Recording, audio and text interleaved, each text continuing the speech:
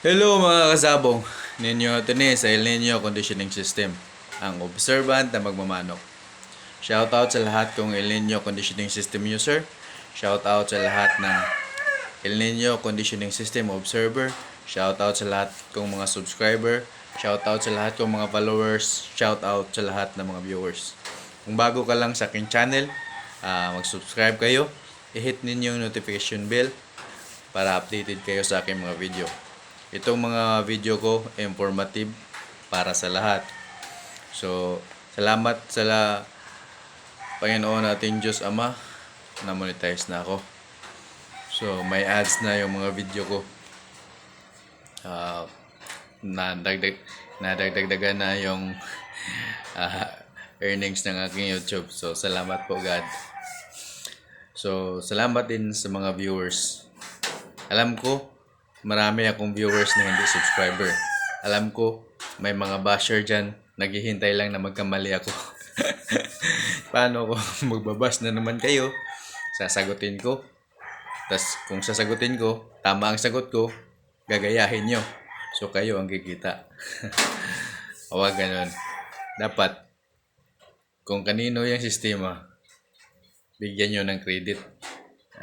Sa mga basher dyan na kung mag-chat sa akin, magkukunwaring kung sino, mahirap daw, nagpatulong, pero ang taas naman ng pananalita, obviously, para pang nangungutya. Good luck sa'yo. Sa mga basher dyan, na ayaw, gusto lang makinabang ng libre. Ang dami ko ng member, mahiya naman kayo. Ang dami ko ng member na nagbabayad, tas kayo makinabang ng libre. Ano pa kayo? Vlogger pa kayo, gusto nyo makinabang ng libre. Huwag ganun, huy. Dapat maging parehas kayo. Kung vlogger kayo, dapat mas malaki bigay nyo sa akin. Kasi gusto nyo makinabang sa aking kaalaman. Kasi established na yung channel nyo. Kumikita na kayo ng 100,000 sa channel nyo. Tas sa akin, makinabang kayo ng libre. Mahiya kayo sa balat nyo. Porket itong sistema ko effective, maraming nagcha-champion. Kahapon lang, April 21, ang daming naglaban. Ang daming nanalo. So, ganyan ka-effective ang El Nino Conditioning System. So, dahil sa nagsimula nang mag-earn yung channel ko, so, ibibigay ko sa inyo ang scientific conditioning. So, itong scientific conditioning, ito yung wala na tayong pag-uusapan dahil scientific. Wala na tayong masyadong ipaliwanag dahil scientific. So, mababasa to sa libro, itong gagawin ko. Mababasa to ninyo sa maaalala nyo ito nung nag-study pa kayo sa elementary, high school, at sa college. Maalala nyo itong mga sasabihin ko about sa scientific conditioning. So kung para naman sa hindi nakapag-aral, para naman sa medyo absent palagi sa klase, madali nyo itong matatandaan. Kasi ito ang law of science. So scientific conditioning. Paano ba gawin? So ganito lang po yan, guys. Lahat ng gagawin mo dapat inoobserbahan mo. Kasi ang science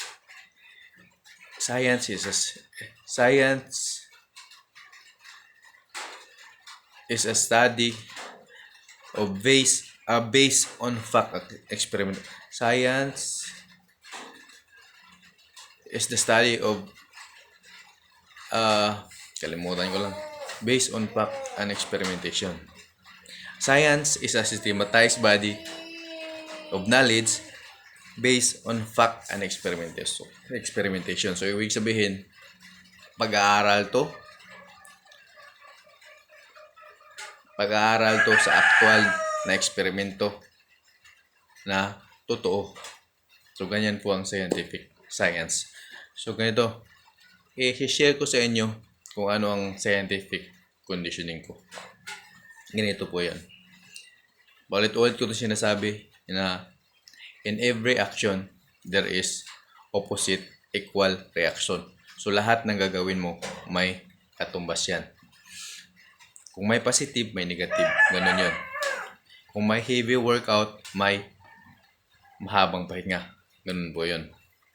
So lahat ng gagawin mo, dapat may counterpart. Sa pagmamanok, pinahihirapan mo sila, binubugbog mo sila. Binubugbog mo sila sa training, sa anuman na gagawin mo, papahingahin mo ng mahaba.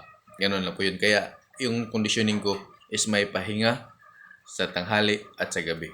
So kung ganito, isa pa, ganito. Kung sa sparring, magaling siya pumalo, bigyan mo ng reward, pakastahin mo siya. Ganun lang kasimple. Para magtatanda siya na kung magaling ang gagawin niya, nakakadali siya. Ganyan po ang scientific. So, ito pa, ang katawan ng anumang hayop, tao man, manok, kung anumang hayop sa paligid, is driven by hormones. So, ano ba yung hormones? Ang hormones, ito ay yung neurotransmitter sa katawan. Wala po akong sinusulat ha. Wala po akong script na sinusunod. Nandito po yan lahat. Matalino akong bata. So, ganito yan. Lahat ng gagawin ng ating katawan ay driven by hormones. May mga signal yan. May mga impulses yan. Galing sa ating utak. Papunta sa mga nerve. Nga dadaan naman sa ating nervous system. Ganun lang po yun. So, it means lahat ng gagawin natin ay driven by hormones. So, kung kayo, nagmamano kayo, magbasa kayo about hormones, kung paano yan palabasin, at ano ang benefits niyan. Ha? Magbasa kayo niyan. Hindi ko yan ma-explain dito lahat. So, ang explain ko lang, yung madaling maintindihan sa lahat. Kasi ang aking market is backyard or may maliliit na farm. Kasi yung malalaking farm, may capability na yan sila mag-hire at mag-aral sa mga academy. So, kung gusto silang mag-reach out sa akin, kasi itong turo ko, wala to sa academy. Wala to sa academy. Hindi pa to nila napag-aralan. Kahit mag-comment pa, alam ko marami na akong member na galing na sa academy. May nagsabi sa akin na kakaiba yung turo mo, boss. Hindi yan namin napag-aralan sa mga academy. Gumagastos sila sa academy, pero nagkukonsulta pa rin sila sa akin. Kasi yung akin is by experiment and by experience. Ganun tayo knowledgeable about manok. Ha? Hindi ito pinag-aralan ko sa mga matataas na aking academy based on experience ng akin. So ang ating katawan is driven by hormones. So magbasa kayo about hormones kasi di ko yan ma-explain lahat dito. So ang ibigay ko lang ang kailangan na hormones lang ha, ang kailangan na hormone. Adrenaline rush, yan ang nagpapasikat sa akin at yan ang kailangan ng manok. Ang adrenaline rush, lumalabas yan, may stimulus yan ha. Pag sabihin nating stimulus, may triggering factor. Hindi ako nag-i-script, hindi ako nagbabasa, lahat nandito yan. So, pag sabihin nating triggering factor or stimulus, yun yung pangyayari na nag-drive sa'yo para gagawin yan. Tulad ng ito, side example. Nagulat ka. Siyempre, tatalon ka. Nagulat ka eh. Tatalon ka. Kung magulat ka, may pumutok na baril, di ba? Tatakbo ka. So, ganyan po yan. So, instant na reaction. Pero driven by hormones. Ganon kabilis ang ating neurotransmitter. Kahit split second, magagawa ng ating katawan. Ganon po kabilis. Kaya, gawin yung healthy ang utak ng manok. Kasi yan ang nagkokontrol ng lahat. Ang utak, ang dugo. Kaya, lahat ng muscle part, gawin yung healthy. As a whole, gawin yung healthy ang manok nyo. Ganun lang po kasimple. Para mabilis ang mga response ng hormones sa katawan ng manok. Tulad nito, pag sa actual na laban, kailangan alert ang manok mo. Dapat hindi ka overdose sa vitamins, hindi pagod ang manok mo, at healthy ang manok mo. Yun lang po ang sikreto. Ganun lang kasimple. Huwag niyong i-complicate ang pagkukondisyon ng manok. Nasisira ang manok niyo dahil sa sobrang pagkalaw, nasisira ang manok sa sobrang vitamins, nasisira ang manok sa sobrang pahinga. Isa yan ha. May uwi magpahinga may mga halos ayaw na ilabas ang manok sa kulungan. Hindi din po yan maganda kasi magiging atrophy ang muscle niyan. Kung sasabihin natin atrophy, liliit ang muscle. Liliit, so hindi na alam ng muscle paano i-contract. Kung makontract man siya, hindi na ganoon kabilis. Kasi pag mag-contract ang muscle, diyan lang may movement. Pero pag i-relax natin yan, ito naman ang mag-contract. Kaya ito ang biceps, ito ang triceps. Ang triceps, sabihin lang, kita nyo biceps ko, ang laki. Hindi yan ang gumagawa ng suntok, itong tricep. Kaya tricep, 3 ang pinanggalingan ng muscle na yan. Kaya malakas yan. Pag sumuntok, malakas. Itong bicep, pang flex lang to, pang buhat. Pero ang pangsuntok, ito ay tricep. No. Kahit ko alam yan, matalino akong bata at nursing student ako. Ganun po yan. So, sa adrenaline rush, dapat alam mo paano palabasin yun. Ang adrenaline rush ay natitrigger sa gulat, sa takot, at sa galit. Kaya alamin nyo paano maggalit ng manok. Alamin nyo paano magulat ng manok. Huwag nyong takutin kasi tatakbo yan. Sabihin nyo, alam manok, may kalaha diha. Joke. So, dapat galitin yung manok. Alamin nyo paano galitin ng manok. Kung gusto nyong malaman yan, mag-PM kayo sa Nino Anthony Moanya Facebook page. Ganun po. Para matuto kayo. Marami na akong member. So, unfair sa kanila kung i-spoon feed ko sa lahat ng subscriber ko. Unfair sa kanila.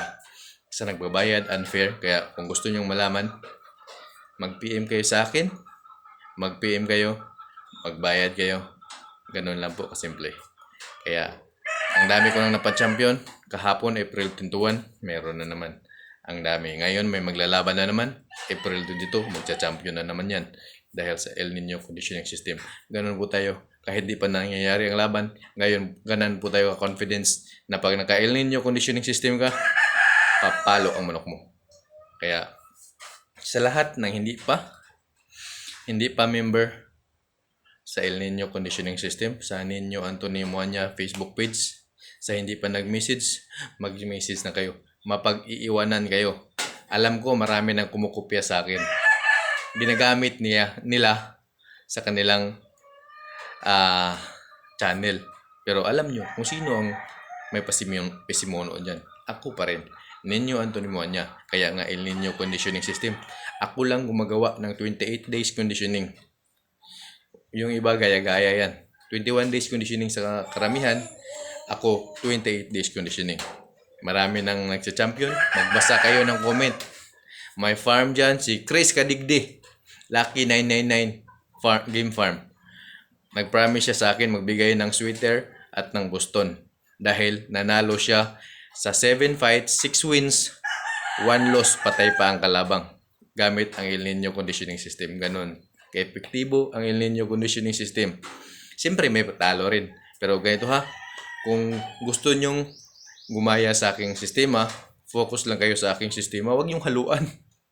Huwag nyong haluan. Ganun lang po yan. Pag masarap ang pagkain, haluan nyo ng matabang, iiba ang lasa. Ganun lang yan. Ganun lang kasimple.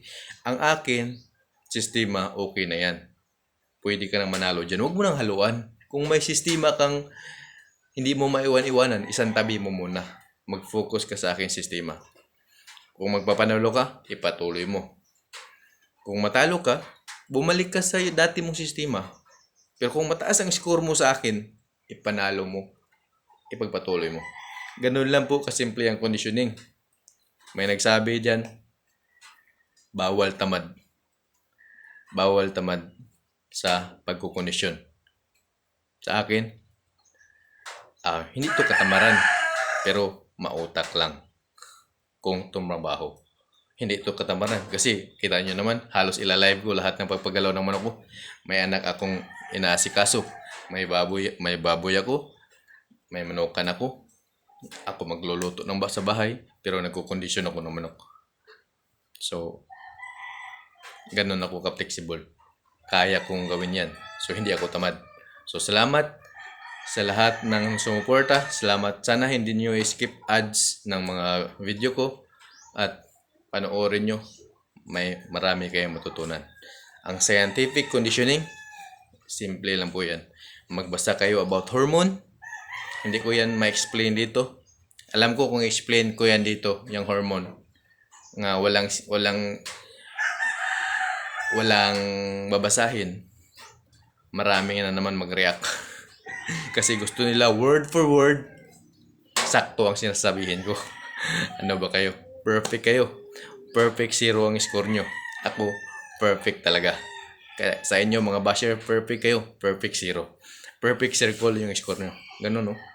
Pero ako, kahit ilan pa championin ko, sabay-sabay, basta magpa-member lang sa El Nino Conditioning System, kaya kong sasabihin yan. Kaya kong ipagmalaki na pag naka-El Nino Conditioning System ka, lamang ka sa panalo. 75% lang winning ko, pero back to back champion ang ginagawa ko sa mga member ko. Sabihin nyo, hindi ko yan credit kasi tinrabaho yan ng mga member ko. Sistema ko yan. Ako lang. Ba't ko hindi maging credit yan? Sabi nga ng mga member ko, kung hindi nila ako nakakilala, hindi sila makatikim ng panalo na walang sugat. Kung hindi nila ako nakikilala, hindi sila maka-champion. Oh, may taga Negros. First niya mag-derby gamit ang El Nino Conditioning System ko. Ganun siya ka-trusted. Ganun siya katiwala sa El Nino Conditioning System ko. Sumabak siya sa derby, champion agad. Pero unang sabak niya sa derby, champion agad. Subscriber ko lang yun, hindi pa yun member. Paano pa kaya kung maging member ko na yun? Ganun lang po. Kaya hindi niya ako nabalutuhan kasi doon lang sa YouTube niya napanood yung sistema ko. Sinunod niya, champion siya agad. Kaya sa lahat ng gustong mag-champion, mag-PM na kayo sa Nino Anthony Moanya. Hindi to scripted itong mga sinasabi ko, hindi to scripted, nandito to lahat. Salamat sa lahat ng viewers, salamat na hindi nag-skip ng ads ng video ko. Salamat sa lahat. Salamat!